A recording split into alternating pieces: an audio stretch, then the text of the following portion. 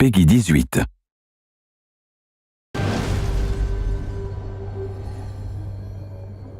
When we wrapped Dishonored 1 and the DLC, we started thinking about Emily Kaldwin as protagonist. It became kind of a bit of an obsession for us. Welcome, Lady Emily Kaldwin. To see Emily and treat her the right way. Like, think really, how would she grow up? What would she look like? How would she carry herself? So it's 15 years after the Rat Plague, after the first Dishonored, and Corvo's been training her for 15 years, telling her, someday our enemies are going to come for you with knives and you have to be ready.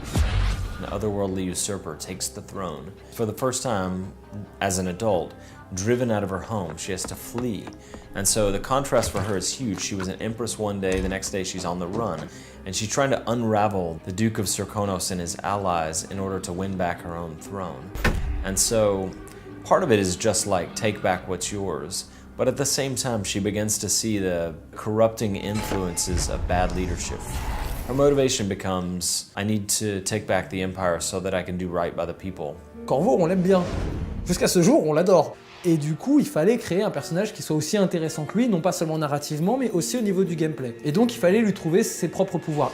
Her mobility power is called Far Reach, where it's more elastic than Blink. It's not so much a short-range teleport as it's almost like a supernatural grapple that allows you to pull yourself through the world. You can slingshot past things. You can grab people and pull them toward you and assassinate them in midair. You can pull objects toward yourself. Far Reach can be upgraded in different ways. Domino is this power where you can link people, and if you sleep dart one of them or you set one of them on fire, you knock one of them out, the other one suffers the same fate.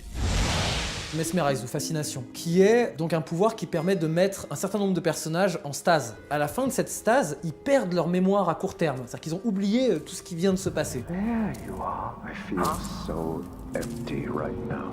If you look at her powers, most of them are befitting of an empress. She can link people together so that they share the same fate. She can mesmerize a crowd of people. She's also a young woman who lived a pretty privileged life, punctuated by a brief time of darkness. All hail Her Imperial Majesty, Emily Kaldwin. She uses Shadow Walk and she becomes this inky monstrosity, and then for a brief time does some terrible things and then goes back to being the person that she normally is.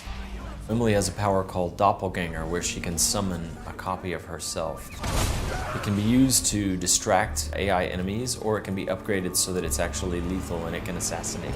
So whether you play Emily or Corvo, you work your way through the same set of missions. But that said, Emily's commentary on the world is sometimes similar to Corvo's, but sometimes it's different based on her perspective.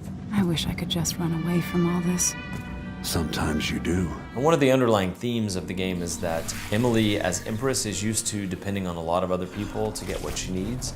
And in this situation, she's really only got herself to depend on. And then on top of that, because she is a former Empress, an Empress on the run, people react very differently when they see her than they do to Corvo. All that, and you have your father's eyes, your Imperial Majesty.